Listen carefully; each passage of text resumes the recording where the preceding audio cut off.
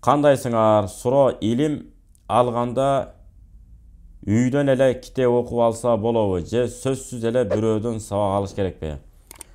Аллага шүгүр, баары жакшы, рахмат. Ооба, сөз устазы жоктун устазы шайтан дейт. Сиз илимди канчалык деңгээлде түшүнүп атасыз, туура түшүнүп атасызбы, туура эмес түшүнүп атасызбы, аны бир Кудай билет. Ошон үчүн бүгүнкү мындай суроолордун маселеси чечилди. Кантип? Онлайн деген маселе бар. Бир аз тыйынын төлөйсүз. Балки окуунун немесине жараша, баягындай сапатына жараша. Мисалы 3000ден деши мүмкүн, кээ бири 5000ден деши мүмкүн, кээ бири 1000ден деши мүмкүн, кээ бири 500 сомдон деши мүмкүн, адамдардын санына жараша. Ошондой бир курстарга катышып алып, атайын бир устат кармап, өз алдыңызча даярданасыз, ошол устатка онлайн аркылуу тапшырып коесуз. Бул керемет, оңой, жеңил жашоо.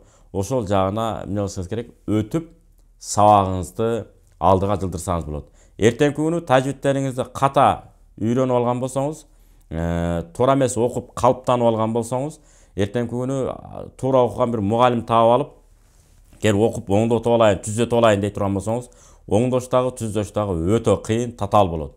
Тил ошого көнүп калат, жатыгып калат. Жарандай туура эмес окуганга. Ошондуктан башында пайдубалды фундамент деп коебуз го. Пайдубалды таза, бекем, түз куюп алыш керек, куруп алыш керек.